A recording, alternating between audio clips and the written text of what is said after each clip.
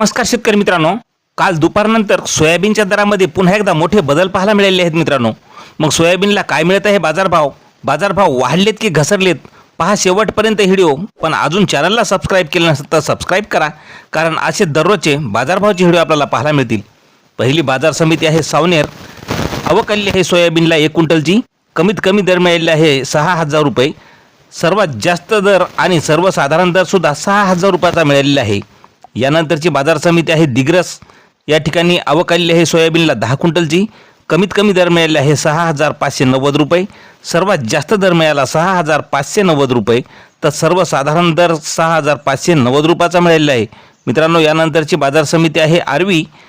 या ठिकाणी सोयाबीनला आवक आलेली आहे 63 क्विंटलची।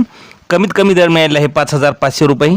सर्वात जास्त दर मिळाला 6800 रुपये, तर सर्वसाधारण दर मिळाला 6000 रुपये।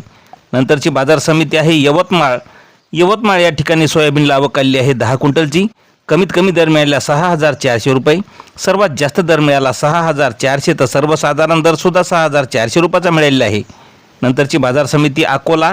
सोयाबीनला आवक आलेली आहे 586 क्विंटलची। कमीत कमी दर मिळालेला आहे 5875 रुपये। सर्वात जास्त दर मिळाला 6650 रुपये, तर सर्वसाधारण दर मिळाला 6400 रुपये। नंतरची बाजार समिती आहे लातूर। या ठिकाणी सोयाबीनला आवक आलेली आहे 1348 क्विंटलची। कमीत कमी दर मिळालेला आहे लातूरला सोयाबीनला 6450 रुपयाचा। सर्वात जास्त दर मिळाला 6690 रुपये, तर सर्वसाधारण दर मिळाला 6500 रुपये। नंतरची बाजार समिती आहे लासलगाव निफाड। सोयाबीनला आवक आलेली आहे 55 क्विंटलची। कमीत कमी दर मिळालेला आहे 4452 रुपये।